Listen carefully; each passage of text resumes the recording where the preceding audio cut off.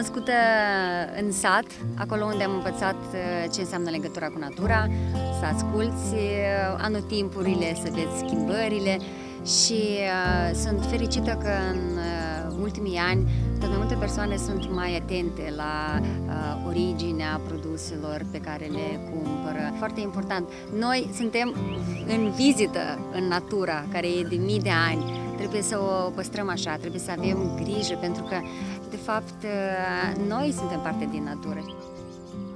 Eu mă încarc de la natură. Pentru mine sunetele astea, sigur le auziți și voi în momentele astea, greierii, eu albinele le aud chiar aici lângă noi, pentru că ele lucrează de zor. E frumos când omul știe de unde vine și până la urmă unde să se întoarcă, pentru că tot în natură, să ne întoarcem cu toți. E un proces natural pe care trebuie să-l acceptăm și atunci când îl accepti, viața este mult mai frumoasă și mult mai armonioasă.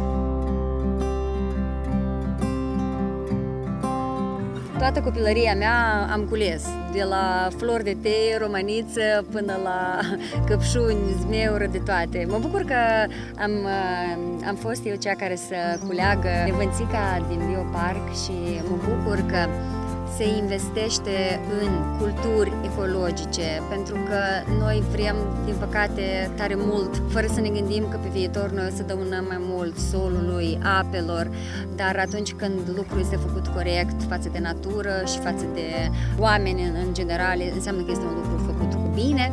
Sper ca din levănțica pe care o vom culege astăzi să fie făcut cel mai sufletist extract din levănțică, pe care ulterior va fi folosit la crearea apei micelare din gama Cosmeplant, așa că sper cât de curând, în câteva săptămâni, deja să apară produsul și pe rafturile magazinelor.